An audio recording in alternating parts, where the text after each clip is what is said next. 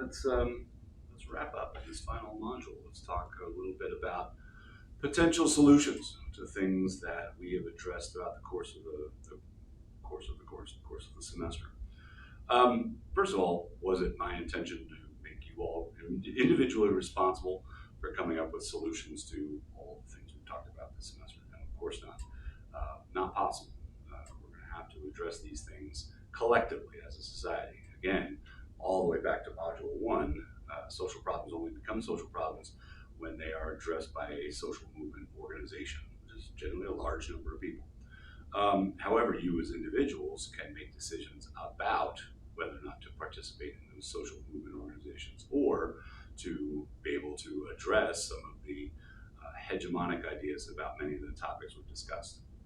So again, critical constructionism, its purpose is to try to shed light on many of these social problems, to answer those questions, why this and not that, and why suddenly now, and also to point out who benefits from these social problems. And of course, I think we've seen throughout the course of the semester that the elite in society benefit from many of these social problems and benefit most from either not addressing or actually serving to try to promote the hegemonic ideas that keep these social problems alive.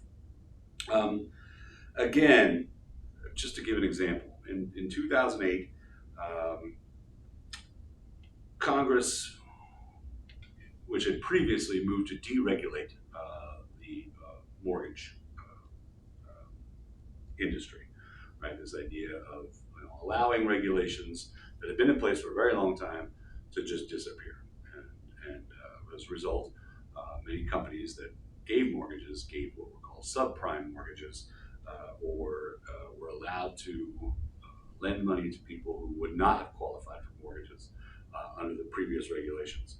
And of course, what that resulted in was massive foreclosures, a near collapse of the mortgage industry, and put the country into recession. We definitely saw a spike in homelessness, which the country has never really recovered from. We actually saw entire neighborhoods abandoned. The city of Miami, in particular, and I included a link to a news story about this, talked about the idea of entire neighborhoods just being empty. And of course, if a city has empty neighborhoods, it is not collecting tax revenue from those properties, and therefore the trickle-down effect, when trickle-down effects do work, is massive cutbacks on government spending on the local level. So now some of these schools aren't being funded. So we definitely know that these policies that have been enacted at various times in our society have very instantaneous, for the most part, and dramatic effects, negative effects in our society. So what are some of the solutions? Well, again, this is not an exhaustive list by any chance, but we can certainly say what are some of the things that we've addressed in this society, which, if action was taken on some of these, would probably have some effect on addressing some of these issues and problems. One is clearly tax reform. We definitely know from our earlier module that what is intended to be a progressive tax has, for all intents and purposes, become a regressive tax, where the rich and the elite in society are not paying their quote-unquote fair share of taxes, whereas the middle class and poor are paying non-representative share of their taxes. A recent book entitled Evicted talked about the idea that even if there were no new taxes imposed on the elite in society today, and they were just held accountable for the amount of tax that they currently owe and haven't paid, that money would largely eliminate the homeless problem in our society. So we definitely know that, again, we always hear about this idea of new taxes. Oh, we're going to be paying more taxes. Part of the problem with tax reform is, again, this reliance on capital gains, as well as the continued deregulation of the IRS and other agencies that are charged with making sure that everybody pays fair taxes. Another thing we can talk about is this idea of campaign finance reform. As we talked about in an earlier module, the Supreme Court has ruled that money equals free speech. And as long as that continues, then basically anybody who can pay to lobby for specific things are going to largely be the people who decide what kind of legislature gets passed or not passed, or sometimes eliminated in our society. So again, this kind of concept of preventing money from allowing either individuals or sometimes big entities like corporations from quote unquote buying political candidates. Um, Again, when it comes to elections, we sometimes talk about the idea of elections are based on who can buy the most media coverage. So, typical or a very popular notion has been that the media should be providing any candidate who runs for any office equal amounts of time on public airwaves, radio, television, internet, even without being charged. So, if we're going to have candidates running for elections, it shouldn't be who can raise the most money for the most commercials, right, or the most airtime. Whereas anybody who's an appropriate candidate should be given equal media attention and airtime. And again, this would result in a lot more oppositional, what we might consider, not often heard voices from being able to speak up in our society. Again, and I presented in the course shell this idea of, quote unquote, kind of fake news, a presentation I put together several years ago, which is becoming even more and more relevant as we go on. This idea, the quest for finding unbiased sources, and so there's a chart in there which you can use to kind of rate or judge the bias of various news organizations or sources.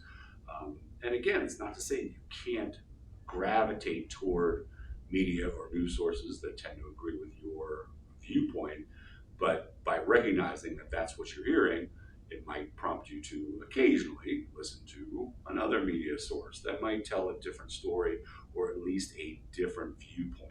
Again, part of critical thinking is being able to accept all the viewpoints and making your own rational judgments about them. Again, this would probably result, hopefully, in a greater public voice in politics, the quote unquote average person. Another thing I have listed up here is college student movements. Again, the one advantage or the one common denominator that you all share being registered in these classes, you are college students. And historically, college students or social movements that originate either with college students or on college or university campuses have proven to be incredibly effective in affecting social change.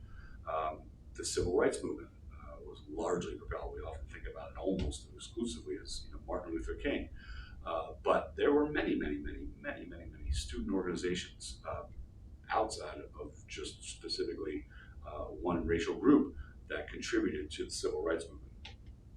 The end of the Vietnam War was largely propelled by college student organizations and movements around the world. The practice of racial segregation or apartheid in South Africa was largely addressed internationally by the attention of college students in those nations to get that, and that nation to get that addressed. Even when it comes to colleges and universities themselves and the policies that they have, when students protest those or move against them or demand change, it's the change in, that's how colleges and universities adapt and change policies, is usually at the insistence of college students. And again, around the world, college student movements have often challenged dictators, oppressive regimes. So you may feel, being a hack student or being a part-time student or working parent or whatever else it is, that you don't have that kind of power. But you should recognize that coordination or assistance with other college students, joining college student movements. For those of you who will be transferring maybe to a four-year school, you may find the opportunities to do that more readily. But please recognize that a lot of social change originates with colleges, universities, and their students. Consumer boycotts. One of the things we can say about capitalism is the pursuit of profit is a great motivator toward listening to consumers. Okay, it's not to say that just one person writing into a corporation can get something changed, but if there is a company producing a product or engaging in an unsafe practice or producing waste, and it comes to the public attention, and the public says we are no longer going to support you by purchasing your products or whatever else it is. These are very effective. Corporations do tend to listen when consumers say we're not going to buy what you're producing anymore because ultimately they have to produce profit in order to survive. So again, there's a great quote from a corporate CEO. It says, "What we fear most is not new legislation, but consumer revolt." This idea that if our consumers aren't there, then we're not going to make profit. So we're going to listen to the consumer. Again, this idea of corporate regulation. We sometimes almost take the notion that corporations should be allowed to regulate themselves. Typically, when corporations regulate themselves, they do what's best for that bottom line, that profit, and not look at the quote unquote big picture. Again, better to make a penny today than 100 pennies 100 years from now, or addressing quality of life issues. Not nearly as important as that kind of shareholder capitalism that we talked about, being accountable to the people who buy stock in a corporation. And again, this makes me sound like I'm anti-capitalist, right? Which is, I hope, couldn't be further from the truth. Okay, I live in the United States, homeowner. I own a vehicle. I consume products. I like the fact that when I go to the grocery store, I have 100 cereals to choose from, even though I think that might be a little exorbitant. But that idea of, I like consumer choices. I like the freedom to buy things that I want to buy. So I am a consumer. I am a capital consumer. I participate in capitalism. So please, don't come away from this course being like, "Oh, that guy's a communist," and all he does is hate capitalism all the time. And this is the groundwork for work that I've been doing for some time, equating being a good participant in capitalism as being a good parent.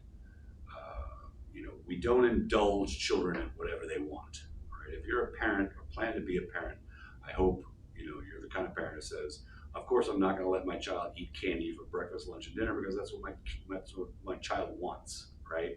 Or if my child says, "I'm not going to school today," you just go, whatever. Feel free to sit at home and play video games all day. Right? Being a good parent is having regulations. Being a good parent is saying no. Being a good parent is, directing behavior. Being a good parent is looking at the big picture and the long journey, right?